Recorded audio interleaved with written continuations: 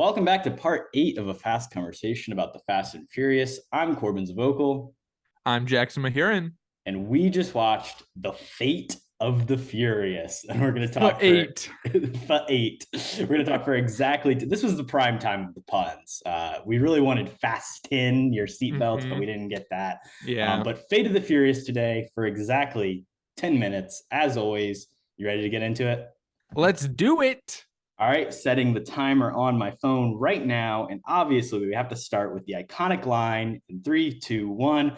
Dominic Toretto just went rogue. Jackson, what do you think about Dom being the villain of this movie? I was not suspecting it. It was crazy because we just got everybody like fully, they're not bad guys, which Everyone's is what you together. talked about last time. And we were like, all right, we're doing something different. And I was like, what is the appeal? And I knew there was a baby in this movie. I never would have assumed it was his baby. What? Such a twist. Did you expect to see the Brazilian woman back in these movies? I was, we've talked about it, how it's like this weird love triangle that they got up, but then they just killed her. So, it didn't really, It it solves didn't really every matter problem, as much. and Letty can be the new mother to Dom's child. Super Named, weird. of course, Brian. Brian, which again is funny because like in their universe, he's alive. It's not like they're honoring the dead, but like it was sweet, Right. but I don't know. Yeah, well, that gets into the kind of one of the core conceits with them, like continuing to make movies Mm-hmm. following the passing of Paul Walker, where you can't have him in. Like, if you had a situation where Dom legitimately went bad and was like fighting against, you're telling me you wouldn't bring in Brian? Like, I know they have their little one-off Yeah, line where like we said we'd never we bring him said we back into, wouldn't. but like, come on, Okay. this would be it's the same thing as like Letty dying and then bring them back together in 4. Like, this would be something enough to get Brian back Yeah, in a absolutely. car, but whatever. This movie is the one where the feud between Vin Diesel and The Rock became public during the production of it. Dwayne Johnson made a post on Instagram where he called an unspecified male cast member a bunch of candy asses, particularly referring to Vin Diesel, most likely. I think Wow. Tyrese got involved a little bit and was throwing some shots as well. But At The who? Rock, at The Rock, Wow. The Rock and Vin Diesel did not film a single scene together. They were not on set at the same time at all for this entire That's movie. crazy. That's kind of, to be fair, they're not in a lot of scenes, but Yeah. the like one or two that they are completely separate, edited in post. They did the Marvel Wanda and Multiverse of Madness with John Krasinski thing. That's amazing.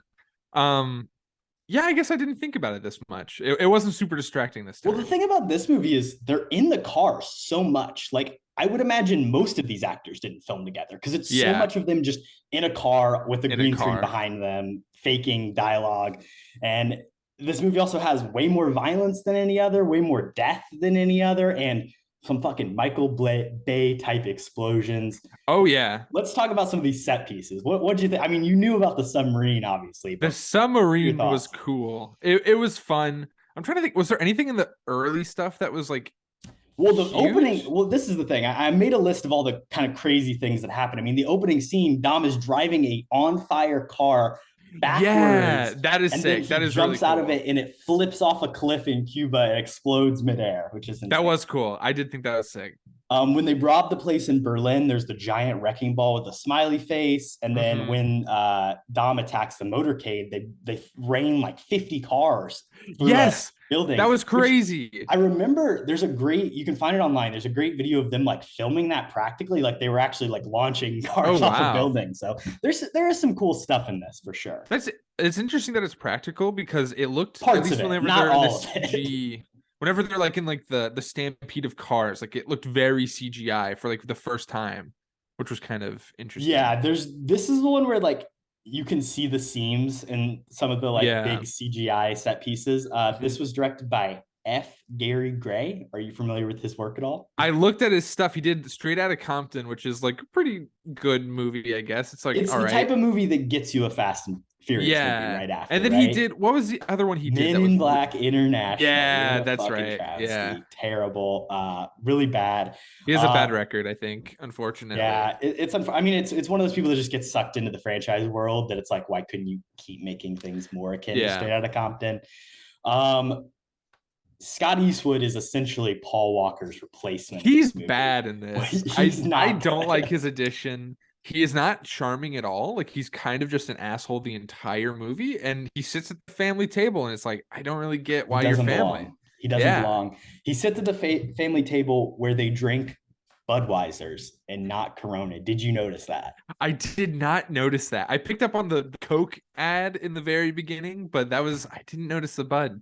That's Yeah, interesting. I was trying to do some research and I couldn't find specifics about why, but like I think it was literally like this is the movie where they like sold out and they were like Budweiser paid enough money. Stella Artois, I We're think, doing gets a it. little bit of a product placement. We're Yeah. doing no Coronas, which I think is like plays into like why this is one of the worst fast. Like it just rips all the emotion and heart out of the franchise in a certain way. There's It's no just like Coronas. cold CGI. There's no Coronas. It's fucking ridiculous.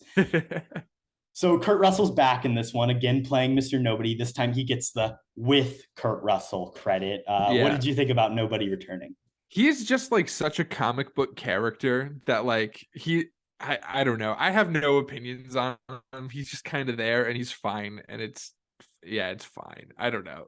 He The just doesn't and belong in credit, these. yeah, it's a little confusing. The and credit in this movie goes to Charlize Theron, who is actually Mhm. ostensibly our real villain. Of course, she has some wonderful problematic braids.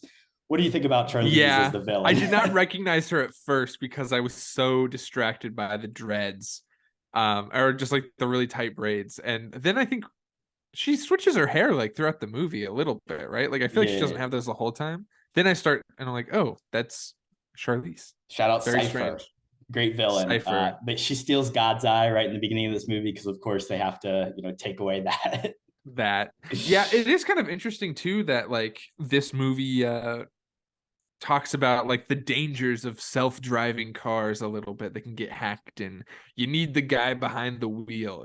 That's the message of this. It's not about all the fancy cars. It's about who's behind the wheel. And that's all right. It's kind of And a message. it's a good message for sure. Yeah.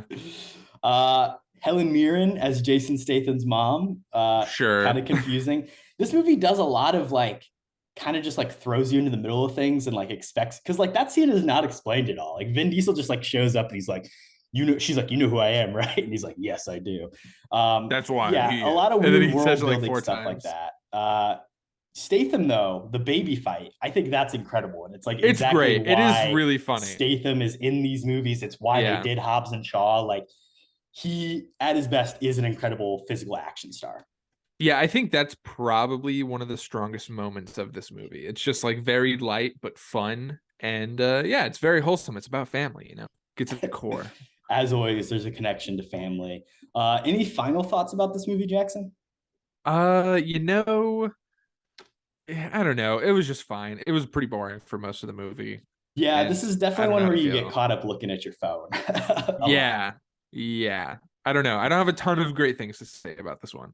Yeah, I mean, The Rock says some bitch a lot, and I think that is just incredible. Yeah. It's fine. I think he's strongest whenever he is like in the what the game plan whenever he's doing like that fatherly role.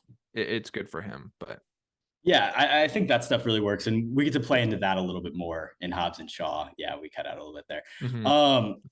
So title rank, Jackson, the fate of the Furious. Where do you think of this? Are you a fan of the play, the F8? If they were brave enough to call it just F8 like Fate, I think that would be kind of cool, but I don't know. I didn't like it as much. My big thing is like, what does the fate of the Furious really Yeah, have to like do with anything that happens in this movie? they tried to like shoehorn Fate in, and it's like nothing about this feels predetermined. Like nothing, like the franchise wasn't leading up to this in some way that like felt like it deserved that title. It was just kind Yeah, of stupid. it's really strange. So we'll start at the bottom. Is it better than Fast and Furious 6 as a title? Yes. Is it better than Fast and Furious, the fourth movie? Probably, yeah. Is it better than Furious 7? No, I don't think so either. I think that's a good place to put the fate of the Furious. Last thing, you didn't watch Hobbs and Shaw, did you? I did not watch. Okay, what is gonna happen in Hobbs and Shaw? Uh, It's weird because like I feel like in the trailer they pin them against each other way more, but like I feel like they should be cool with each other now to the point where I don't really see what like the issue is. But they're gonna fight Idris Elba, which I do remember. He calls himself the Black Superman in the trailer, and he has like superpowers. So we're finally just like taking that half step of commitment and just saying that there's superpowers in this. You are So absolutely right. Legitimately, Idris Elba is superhuman in this next movie. And it also features the man who has to appear in every big blockbuster in some sort of cameo or role, Ryan Reynolds. The timer's ooh, going off, interesting. and we'll look forward to Hobbs and Shaw for our next conversation. Fantastic.